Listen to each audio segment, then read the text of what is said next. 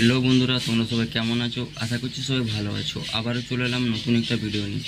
তো বন্ধুরা, আজকের আমরা ভিডিওতে দেখব একটা মারুতি ওমনি ভ্যানের কালার মডিফিকেশান করব। এটা হবে হোয়াইট কালার। তো চলো বন্ধুরা, বেশি দেরি না করে ভিডিওটা আমরা দেখে নিই। তো বন্ধুরা, দেখতে পাচ্ছ এটা হলো মারুতি ওমনি ভ্যান। এটা আমরা ফুল পেন্ট করব। এই যে দেখতে পাচ্ছ বন্ধুরা, আমরা এখানে হোয়াইট সারফেসার করে নিয়েছি এবং হোয়াইট সারফেসার করার পর কিছু কিছু জায়গা আপ ডাউন ছিল, সেই জন্য আমরা ওগুলো চেক পুট্টি করে নিয়েছি। চেক পুট্টি করার পর আমরা এখানে এটা আরও সিরিজ কাগজ দিয়ে ঘষে নেব, ভালো করে একদম লেভেল করে নেব এটা। এই যে দেখতে পাচ্ছ বন্ধুরা, আমরা এখানে সিট সব খুলে নিয়েছি এবং ভিতরে পুরো রং করে নিয়েছি। এই যে দেখতে পাচ্ছ বন্ধুরা, আমাদের ভিতরের রঙের কাজ হয়ে গেছে, শুধু বাইরেটা আমাদের রং করা বাকি আছে এখনও। তো চলো বন্ধুরা, বেশি দেরি না করে ভিডিওটা শুরু করা যাক।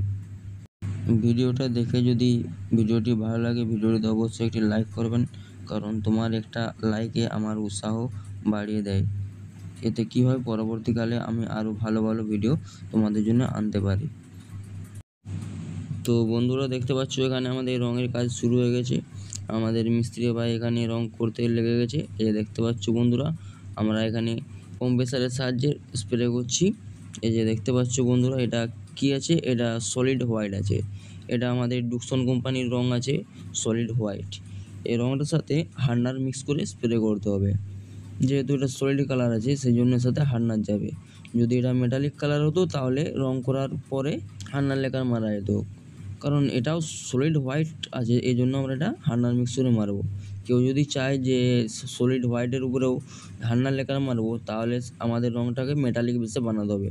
মেটালিক বেসে বানালে কী হবে, মেটালিক বেসে এই যে রংটা মারছে, এটা এখন সলিড হোয়াইট আছে, এটা স্প্রে করার সাথে সাথেই শাইনিং চলে আসবে রংটার। কিন্তু এটা যদি মেটালিক বেসে হতো তাহলে এটা কোনো নিজস্ব শাইনিং থাকতো না, এটা পুরো ম্যাট ফিনিশ হয়ে যেত। যেমন ডিমের খোসায় ফিনিশটা থাকে, ডিমের উপরে ডিমের যে খোসায় যে একটা ফিনিশ থাকে, সেই ফিনিশটা মেটালিক বেসে আসবে। এর উপরে কী করতে হবে, হার্নার কিলার স্প্রে করতে হবে। বন্ধুরা, রং করা কোনো বিচিত্র ব্যাপার নয়, কিন্তু একটা কি অভিজ্ঞতার দাম আছে। তোমাকে খুব নিখুঁতভাবে কাজ করতে হবে এবং খুব মনোযোগ সহকারে এখানে কাজ করতে হবে। আর রঙের কাজ করতে গেলে তোমাকে হাতের কাজ শিখতে হবে, কারণ হাত প্র্যাকটিস ছাড়া তুমি কোনো কাজই পারবে না। কারণ এটা অনেক দিনের পরিশ্রম এবং কঠোর তপস্যার ফলে এরকম কাজ শেখা যায়। এই যে দেখতে পাচ্ছ বন্ধুরা, এই দাদাভাই অনেক দিন কাজ করে কাজটা শিখেছে। এই দেখতে পাচ্ছ বন্ধুরা, খুব নিখুঁতভাবে কাজ করছে। ভালোভাবে পুট্টি করতে হবে, প্রাইমার করতে হবে, পুঁটিটা কাটতে হবে খুব মসৃণভাবে, খুব দায়িত্ব করে কাজটা করতে হবে, তাহলে খুব নিখুঁতভাবে রঙটা ফিনিশ আসবে।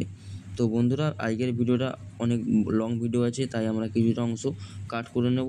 তো দেখতে পাচ্ছ বন্ধুরা, আমরা এখানে রঙের কাজ হচ্ছে, রঙের কাজ হয়ে যাওয়ার পর গাড়িটা কীরকম ফিনিশ আসে সেটা আমরা দেখব। তো বন্ধুরা, দেখতে পাচ্ছ এখানে আমাদের রঙের কাজ কমপ্লিট হয়ে গেছে। এই যে আমাদের এখানে দেখতে পাচ্ছ গাড়িটা পুরো ফুল গাড়ি রং আমরা করে ফেলেছি এবং এটা রোদে শুকোনোর জন্য আমরা এখানে গাড়িটাকে ছেড়ে দিয়েছি। এটা গাড়িটা শুকিয়ে যাওয়ার পর আমরা এখানে গাড়ির সব পার্টসগুলো লাগিয়ে নেব। এই যে দেখতে পাচ্ছ বন্ধুরা, গাড়িটার কী সুন্দর ফিনিশ এসেছে। গাড়িটার শাইনিংও ভালো আছে, মোটামুটি যে খারাপ সেটাও নয়। তো বন্ধুরা, ভিডিওটা যদি ভালো লাগে ভিডিওতে অবশ্যই একটি লাইক করবেন। এই দেখতে পাচ্ছ বন্ধুরা, আমাদের এখানে গাড়ির রং কাজ শেষ এবং এবারে যা কাজ আছে, লাইট লাগাবে আর করবে, কাঁচ লাগাবে, বাকি সব গাড়িটা পুরো ফিটিং করবে। তো বন্ধুরা, আবারও দেখা হচ্ছে পরের ভিডিওতে। ভালো থাকবেন, সুস্থ থাকবেন।